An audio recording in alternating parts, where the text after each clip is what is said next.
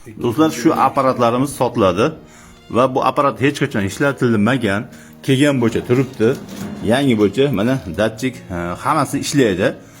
Bundan tashqari mana bu ichida bemalol milamoshi chiqaradi. Do'stlar, bu oddiy 220 ga ishlaydi va bu 7 xil milamoshi chiqaradi. Do'stlar, bu tayyor ish va bu katta joyni egallamaydi. Ozgina joy bilan bemalol ishlatsangiz bo'ladi. Faqat bu yerga kelib, to'liq konstruksiyasini shu insondan olasizlar va buni olib borib ishlatsanglar, inshaalloh bo'lsa o'zingizlarga, xonadonlarga daromad qilasizlar.